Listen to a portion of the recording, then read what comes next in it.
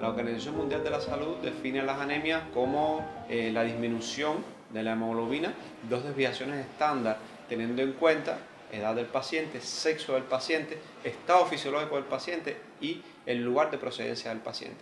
De esta forma entonces se entiende que debe existir diferencias entre pacientes más jóvenes, es decir, los niños nacen con una hemoglobina superior, la hemoglobina más elevada que puede tener un ser humano, entre 140 gramos por litro como mínimo, hasta 200 gramos por litro, o como la población entiende, 14 gramos por decilitro a 20 gramos por decilitro. A medida que el paciente avanza, pues entonces la hemoglobina suele caer a los 3 meses para luego comenzar a elevarse. Según la bibliografía especializada, la anemia se produce cuando no hay suficiente hemoglobina en el cuerpo para transportar el oxígeno a los órganos y tejidos. Puede ser causada por un padecimiento hematológico o una manifestación secundaria de muchas enfermedades. Algunos de sus tipos pueden ser graves e incluso mortales si no se diagnostican y tratan. Es por ello necesario conocer sobre sus síntomas y tipos.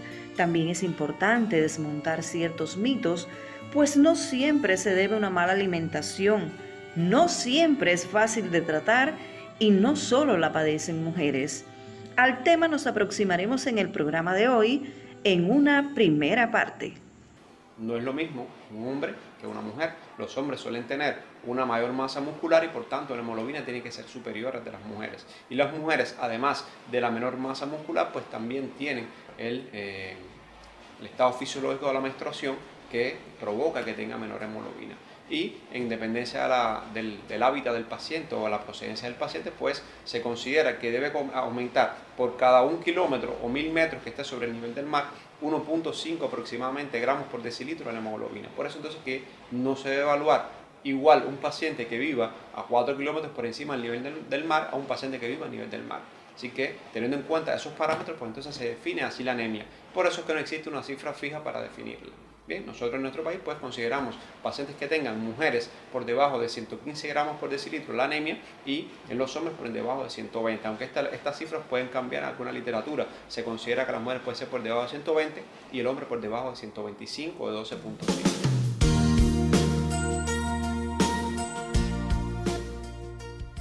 A veces la anemia es muy fácil o puede ser muy fácil de detectar o puede ser un proceso que transcurre de manera insidiosa y que el paciente, a medida que se van instalando las cifras de hemoglobinas más bajas de manera progresiva, lenta en el tiempo, pues puede ser que el paciente no sea muy fácil de diagnosticar o fácil de detectar por parte de los familiares. Bien, generalmente las anemias carenciales son anemias que se instalan lentas en el tiempo.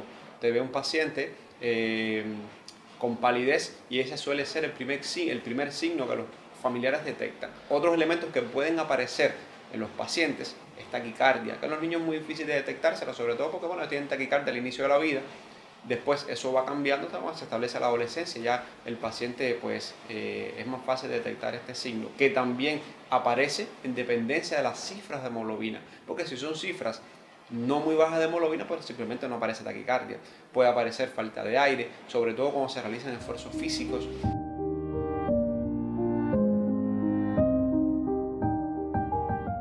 Puede aparecer otros signos como fatiga, decaimiento, que en los niños pequeños por supuesto es muy difícil porque no comunican el síntoma como tal. Un paciente adulto, un paciente que tenga ya establecido una conciencia, que logre comunicarse, pues es más fácil este síntoma detectarlo, el decaimiento.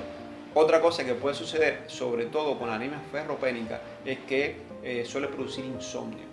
Hay niños que no duermen bien y en las escuelas se asocia con una disminución en la concentración, en el aprendizaje, por tanto, de los niños. Así que ese también puede ser un síntoma que se detecta en muchas ocasiones. Son niños que no se concentran bien en el aula, que no tienen un aprendizaje correcto, que no tienen toda la ganancia del conocimiento que deberían tener para su edad, y entonces cuando usted lo interroga, lo examina, pues se da cuenta que lo que tiene es anemia. Claro, por supuesto esto puede ser también asociado a otros estados patológicos, pero lo más frecuente en las anemias carenciales, sobre todo por déficit de hierro, es que suceda este problema.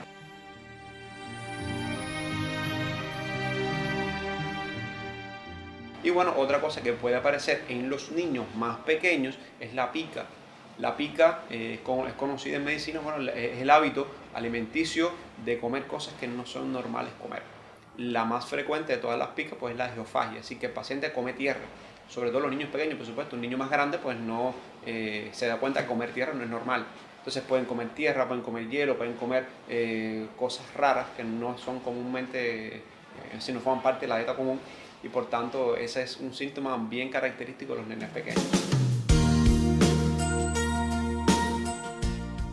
Ya después con la anemia megaloblástica pues pueden aparecer otra sintomatología, puede haber pelo quebradizo, pelo frágil, puede haber una palidez que no es la misma palidez que la anemia ferropénica. La palidez de la anemia megaloblástica suele ser una palidez color limón, así, porque además de la palidez que existe por la caída de la hemoglobina, pues también esos pacientes suelen tener un tinte subictérico asociado, así que están una coloración amarilla de la piel, y como se combinan con ese tinte, pues simplemente da esa coloración que se define así en la literatura como verde limón.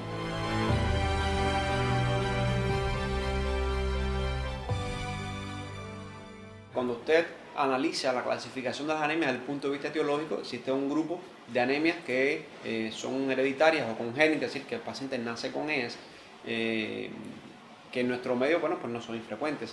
Nosotros tenemos un grupo de pacientes bien amplio con anemia drepanocítica, que es una hemoglobinopatía. Bien, es una anemia hereditaria, autosómica recesiva, así que lo van a aportar aquellos pacientes que ambos padres tienen el gen para la ciclemia.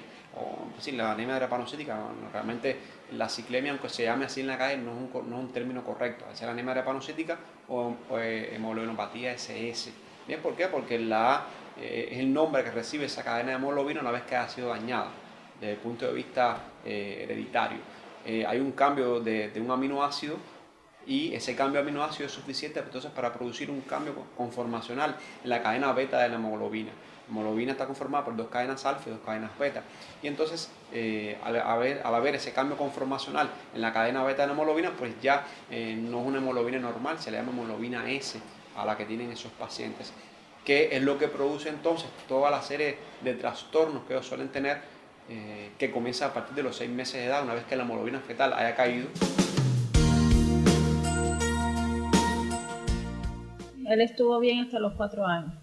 Empezó con pálido, que no podía casi caminar, y yo lo traigo acá y le hacen unos análisis y salió la hemoglobina en 6. Mi mamá es portadora de ciclemia, quiere decir que ya eso viene en la genética, pero nunca se supo en las pruebas que hacen en el embarazo de que él era ciclemia. Hace 14 años que hemos pasado por muchos procesos, demasiados. Este último llevamos desde el 21 de agosto, estamos con crisis nicta, ha hecho crisis que nunca había hecho, todas juntas, porque también ya tiene 18 años. Y parece que esto del desarrollo lo ha desencadenado muchas cosas.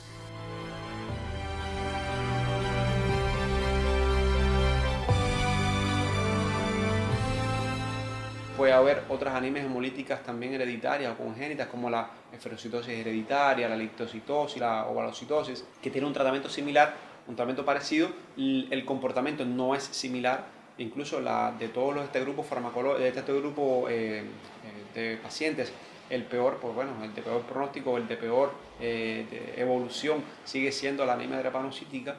Estos pacientes suelen tener, a partir de los 6 meses de edad, comienzan con sus crisis, que es como se le conoce a estas complicaciones que pueden tener, que pueden ser agudas y pueden ser a largo plazo, pueden ser crónicas, y con periodos de hospitalización bastante frecuentes, que están en dependencia también de algunas condiciones genéticas de la enfermedad. Bien, no todos los pacientes con anemia drepanocítica se comportan de manera similar. Algunos incluso pueden tener un comportamiento menos agresivo de la enfermedad, un comportamiento, vamos a decir, que más leve, un comportamiento que no les impide su vida diaria normal.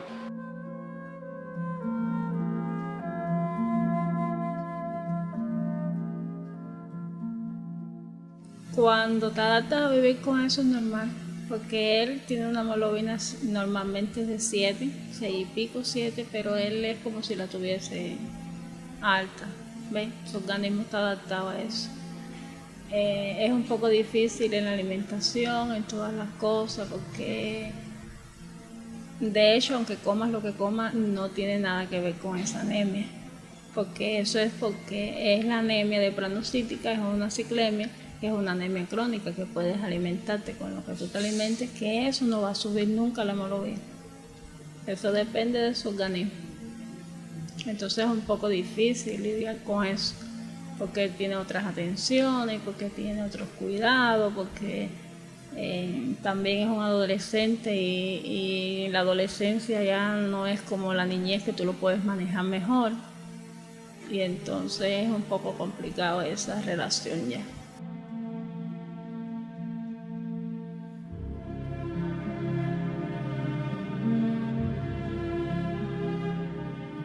Y a medida entonces que el niño va avanzando en la lactancia, así como el proceso de lactante, que es durante el primer año, a partir de los 6 meses de edad ya debe tener una hemoglobina superior a las 115 gramos por litro.